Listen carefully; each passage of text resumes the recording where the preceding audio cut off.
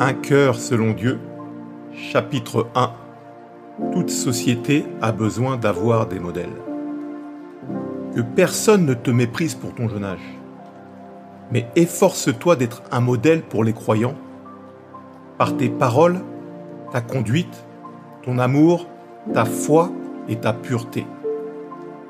1 Timothée, chapitre 4, verset 12. À partir de quel élément peut-on véritablement estimer une personne?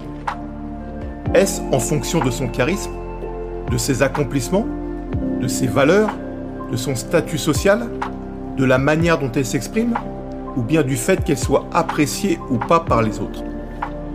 Quels sont les indices qui nous permettent d'affirmer qu'une personne est bonne ou mauvaise, respectable ou pas?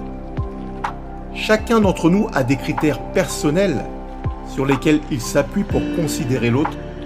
Ils sont si intrinsèques qu'ils influencent, sans même que nous nous en rendions compte, notre perception des choses, des gens et de nous-mêmes. Instinctivement, nous avons cette habitude de jauger les gens en fonction de l'impression qu'ils nous donnent à première vue.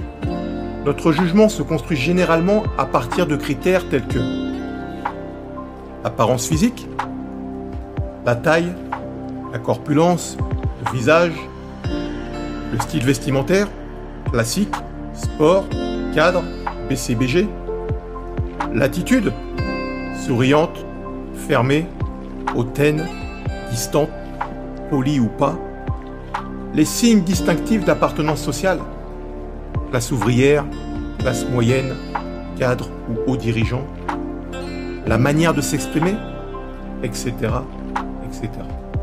Notre environnement familial, notre éducation, nos fréquentations, notre milieu professionnel, notre âge et nos expériences ont construit l'arrière-plan au travers duquel nous voyons et comprenons les gens qui nous entourent.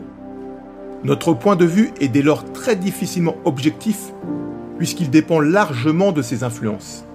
C'est seulement après avoir pris le temps de connaître une personne que nous pouvons confirmer si notre première impression était vraiment la bonne ou pas. D'ailleurs, en y réfléchissant bien, vous admettrez certainement que plus d'une fois, votre première impression était mauvaise. Dans nos relations avec les uns et les autres, nous adoptons pour ainsi dire deux types d'attitudes. Il y a d'un côté ceux qui restent fidèles à eux-mêmes et se comportent de la même manière quelles que soient les personnes devant lesquelles ils se trouvent, et de l'autre, ceux qui ajustent leur comportement et leur langage selon qu'ils s'estiment supérieurs ou inférieurs à la personne qui se trouve en face d'eux. La notion de supérieur et d'inférieur est bien entendu subjective puisqu'elle dépend de la manière dont nous nous voyons nous-mêmes. C'est ainsi que vous pouvez voir certaines personnes adopter une attitude hautaine envers d'autres personnes qu'elles estiment inférieures à elles sur le plan social, et ces mêmes personnes ont tendance à courber l'échine devant d'autres qu'elles considèrent supérieures parce qu'elles sont socialement ou hiérarchiquement plus élevées. Si la société aime créer des catégories, la Bible nous enseigne que tous les êtres humains sont égaux et qu'il ne faut pas juger son prochain.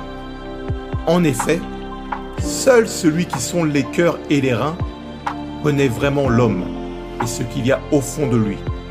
Or, on ne peut connaître véritablement une personne que par son cœur.